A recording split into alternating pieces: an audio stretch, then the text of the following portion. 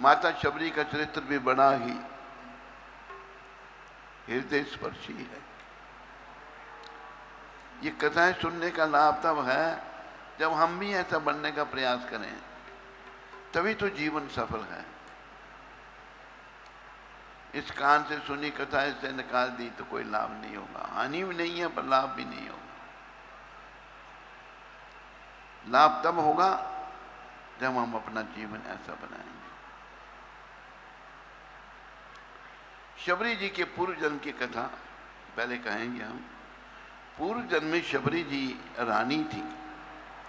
वे बड़ी रूपवती थी, महल में सदा पर्दे में रहती, परंतु हृदय सात्विक था अतः साधु संतों में बड़ा भाव था। देखो, साधु संत में जो भाव होना ये बहुत आवश्यक है। ये भारत देश साधु संतों का देश है और जिस किसी को भी भगवत प्राप्ति हुई है साधु संतों की कृपा से ही हुई है। लेकिन एक तो रूपवती, दूसरी रानी, तीसरे लौकिक मर्यादा, चौथे उच्च कुल में जन्म, इन हेतुओं से बाहर निकलकर संतों का दर्शन नहीं कर पाती। ऐसा बंधन था कि संतों के दर्शन नहीं हो पाते। यह बात इन्हें बहुत खलती थी। तीर्थराज प्रयाग का कुंभ पर्व आया।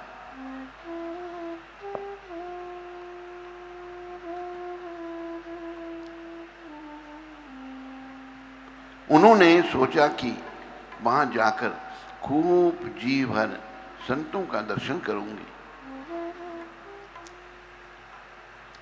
परंतु संयोग ऐसा बना कि वहां भी वही पर्दा, यहां तक कि श्री त्रिवेणी स्नान करते समय भी उन्हें पर्दे में ही स्नान करना पड़ा। तब रानी को बड़ा दुख हुआ और रानी ने अपने रूप तथा लौकिक बंधनों को बहुत धिक्कारते हुए त्रिवेणी से वर मांगा। बोलो त्रिवेणी संगम की, कि अगला जन्म मेरा नीच कुल में हो, कुरूप हो, भगवत भक्त चरणों में मेरा प्रेम हो। वही रानी दूसरे जन्म में शबरी हुई। तो देखो, मांगा तो क्या मांगा, ताकि मुझे सत्संग मिल सके, संतों के दर्शन हो सके। शबरी जी के विवाह की तैयारी का अवसर माता पिता ने बारातियों के स्वागत के लिए 100 जंगली जानवरों को वध करने के लिए पकड़कर बांध रखा था। वे निरीह वन्य पशु कातर दृष्टि से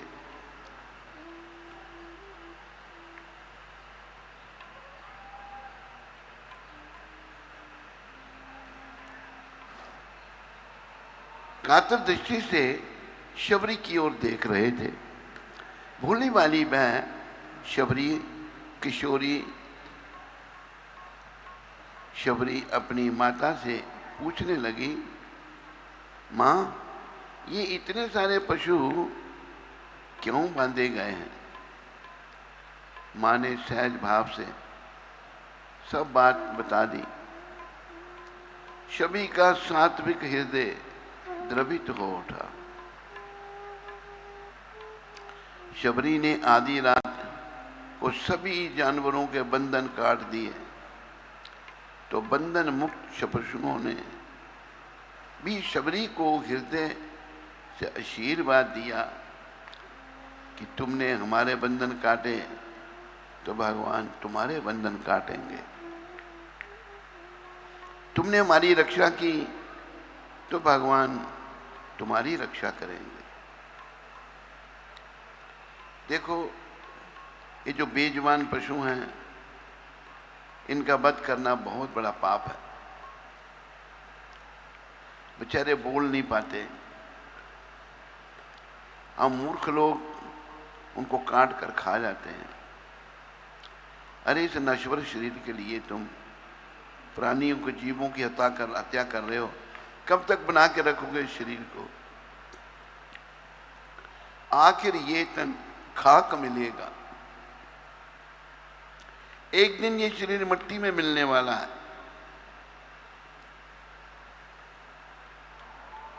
संत कबीर कहते हैं, मन लगा मेरा यार फकीरी में, मन लगा फकीरी में।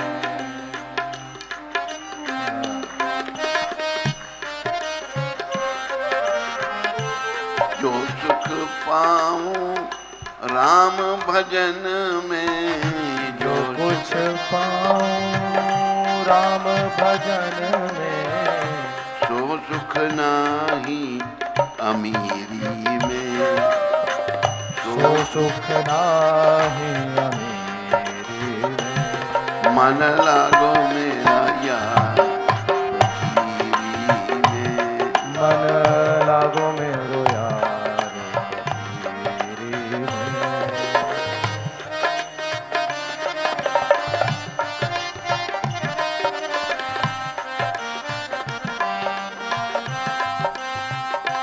याद रखो, सभी से बढ़िया जीवन सच्चे संतों का है।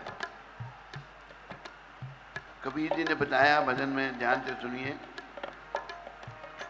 भला बुरा सबको सुनी लीजिए, भला बुरा सबको सुन लीजिए, करी गुजरान गरीबी में, करी गुजरान गरीबी में। मन लगा मेरा यार फकीरी में, मन लगा मेरा यार फकीरी में। प्रेम नगर में रहनी हमारी, प्रेम नगर में रहनी हमारी, भली बनी आई सबूरी में, भली बनी आई सबूरी।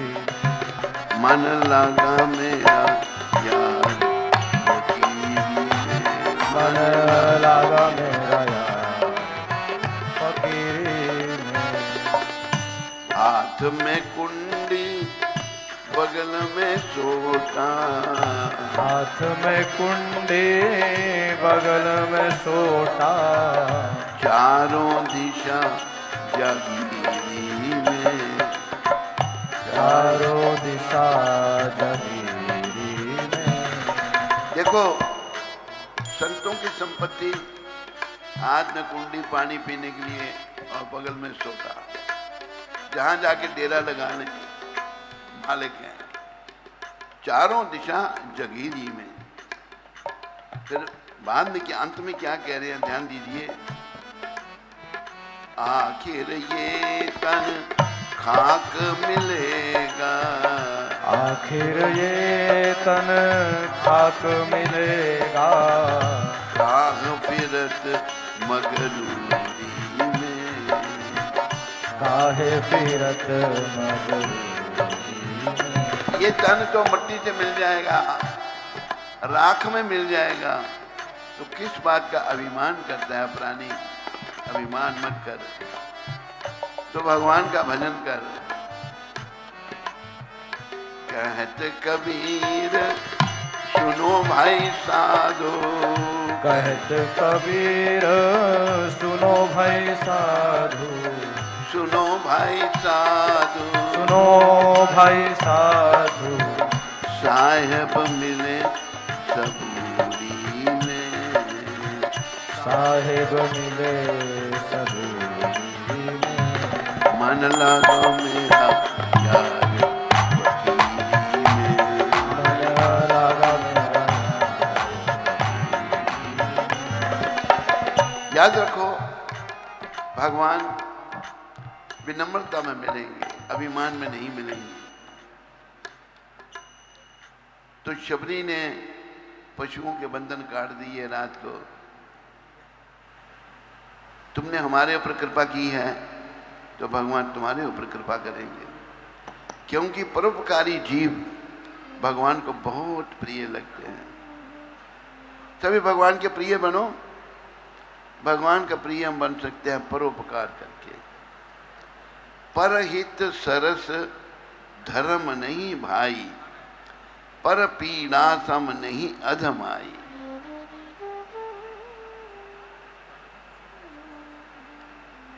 शबरी का पुण्य उदय हुआ, घर से वैराग्य हुआ। उसी रात्रि को स्वयं भी भाग निकली, चली गई घर से। बोलो शबरी माता की जय।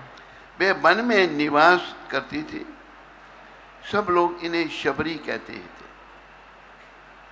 इनके मन में साधु संतों की टहल करने की बड़ी इच्छा थी। थोड़ी रात रहने पर वह ऋषियों के आश्रम में जाती और लकड़ियों के गट्ठर रखाती। लकड़ियां इकट्ठी करके साधुओं के आश्रम में रख देना भाव। यह सेवा उन्हें बहुत अच्छी लगती थी। प्रातःकाल शीघ्र ही उठकर सरोवर पर आने जाने के मार्ग को झाड़ बुहार देती। उसकी कंकड़ियों को बीन कर लग डाल देती। ये सेवा करते हुए इनको कोई भी नहीं देख पाता। वनवासी ऋषियों ने एक मतंग ऋषि थे। बोलो मतंग ऋषि जी महाराज की। वे परम विरक्त और भक्ति रस के आनंद से परिपूर्ण थे। मतंग जी महाराज विरक्त और भक्ति रस में परिपूर्ण थे, भक्ति रस के आनंद में परिपूर्ण थे। यही जीवन है। लकड़ियों के गट्ठर रखे देखकर वे कहने लगे, इस तपोवन में कौन सा चोर आ गया जो नित्य चोरी से सेवा करता है। ऋषि जब सुबह उठते थे, मतंग जी महाराज लकड़ियों का गट्ठा पड़ा हुआ होता था। सोचने लगे इस जंगल में चोर कौन, चोर सेवा चुरा रहा है, किसी को पता नहीं कौन है। उसे एक दिन पकड़ो। आज्ञा पाकर मतंग जी के शिष्य सावधानी से पहरा देने लगे। जैसे ही शबरी जी ने लकड़ियों का गट्ठर रखा, वैसे ही शिष्यों ने उन्हें पकड़ लिया। मतंग जी भगवत भक्ति के प्रभाव को बहुत अच्छी तरह से जानते थे। देखो कि यहाँ विचारने की बात क्या है, जो भक्त है वो भक्त को पहचान सकता है, बाकी कोई ऋषि मुनि नहीं पहचान सका। मतंग जी भक्त थे, बड़ी महान आत्मा थे, उन्होंने शबरी को पहचान लिया। बहुत अच्छी तरह से जानते थे। वे सोच विचार कर शिष्यों से बोले कि भक्ति के प्रताप से यह इतनी पवित्र है कि इसके ऊपर कई कोटि ब्राह्मणत्व निछावर कर देना चाहिए। जय हो। बोलो शबरी माता की जय। मतंग जी ने शबरी को अपने आश्रम की एक पर्णकुटी में रहने के स्थान दिया और उसके कान में सीताराम मंत्र दिया। दीक्षा मिल गई गुरुदेव से। दिनों के बाद जब मतंग जी की तपस्या पूर्ण हो गई तो उन्होंने शबरी से कहा, मैं प्रभु की आज्ञा से उनके धाम को जा रहा हूं, जाओ। तुम इसी आश्रम में रहकर भजन करो, यहीं श्री राम जी का दर्शन प्राप्त करोगी। गुरुदेव ने आशीर्वाद दे दिया, यहीं भजन करो, तुम्हें यहीं दर्शन होंगे भगवान के। गुरुदेव मतंग जी के वियोग ने शबरी के हृदय को बड़ा कष्ट दिया, उनसे जीवित नहीं रहा जाता था। पर श्री राम जी के दर्शनों की आशा लगी थी, इसलिए जीवित रही। मुनियों के स्नान मार्ग को थोड़ी रात रहे झाड़ बुहार आती थी। एक दिन विलंब हो गया, स्नान के लिए ऋषि आने जाने लगे। उन्हें देखकर शबरी जी को अत्यंत कष्ट हुआ। मार्ग संकरा था। कोई ऋषि शबरी जी से किंचित छू गया, तब मैं अनेक प्रकार से शबरी जी को डांटने फटकारने लगे। शबरी जी भागकर कुटी में चली गई।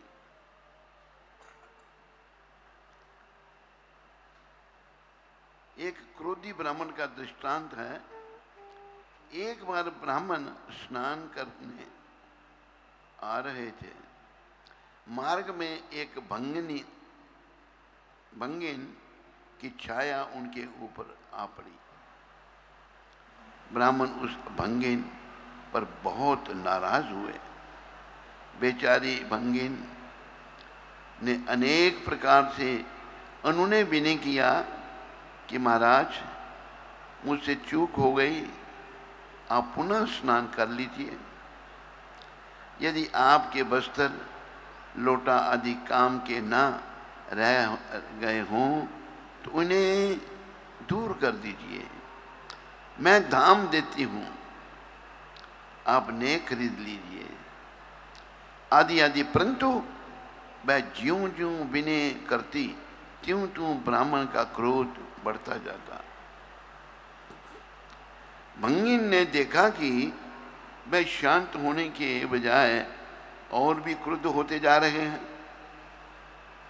तब उसने ब्राह्मण का हाथ पकड़ लिया और बोली कि तुम तो हमारे बिरादरी के हो,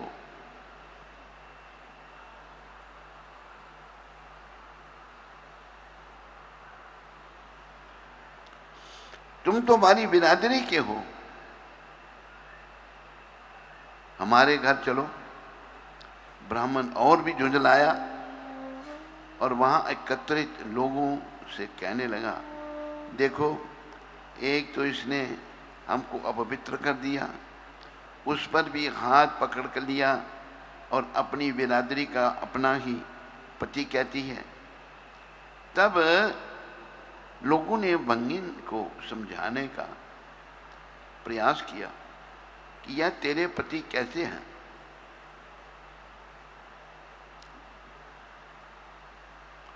हम लोग इन्हें जानते हैं, ये तो ब्राह्मण हैं। भंगिन बोली, नहीं, ये मेरे पति हैं। तुम लोग जिसको जानते हो वह यह नहीं है। ऐसे ही झगड़ते झगड़ते दोनों राजा के पास गए।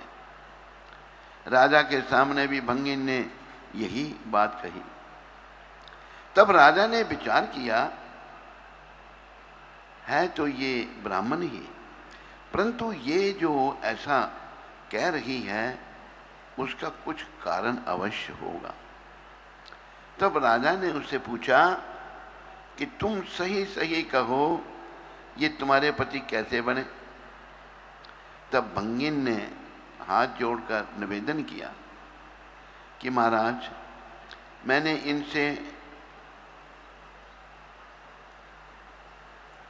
मुझे क्षमा करने का बहुत अनुनय विनय किया, पर सब व्यर्थ गया।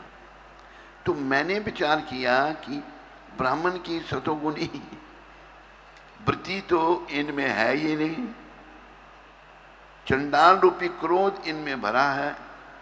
सो चंडाल मेरी बरादरी है, मेरे पति हैं, इसलिए मैंने इनसे ऐसा कहा। यह सुनकर राजा ने भंगे की सराहना की और पंडित जी को समझाया बुझाकर विदा किया कि अब क्रोध नहीं करना। इसी प्रकार जिसके पति प्रति द्वेष बुद्धि हो जाती है, उसके गुण भी दोष ही समझ पड़ते हैं। शबरी की सेवा इन्हें अपराध ही मालूम पड़ती है। शबरी जी को श्री राम जी की बड़ी भारी चिंता रहती। वे भगवान के आगमन की प्रतीक्षा में अति व्याकुल रहती। वन से बेर बीन बीन कर लाती, चक्कर देखती, जिस वृक्ष के जो फल मीठे होते उन्हें श्री राम के योग्य समझकर उनके लिए रखती।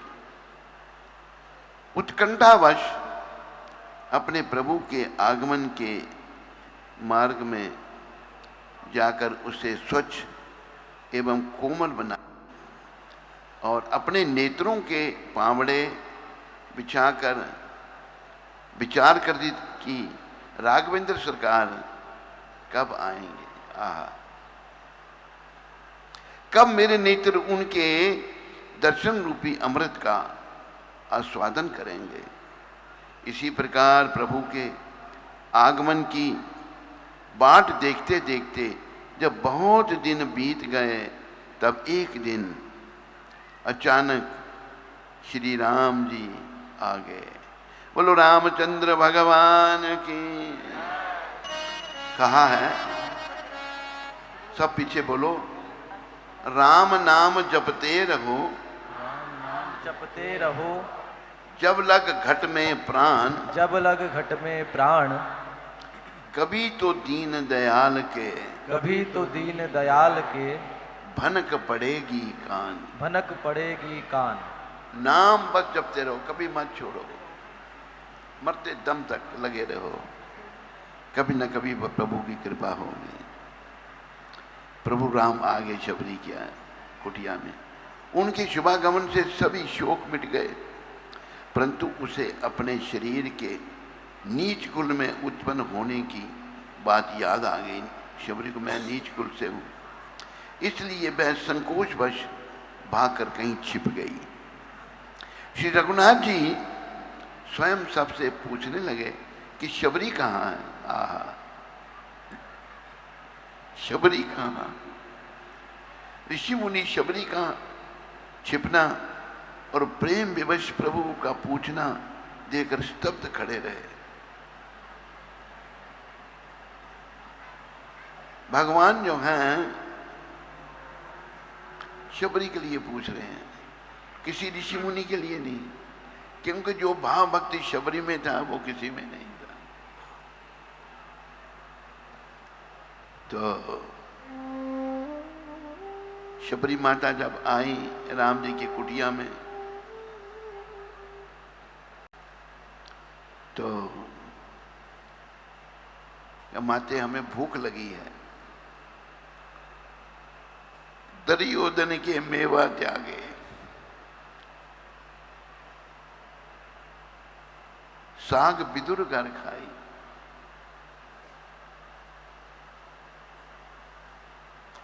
झूठे फल शबरी के खाए बहुविधि स्वाद बताई, सबसे ऊंची प्रेम से गाई।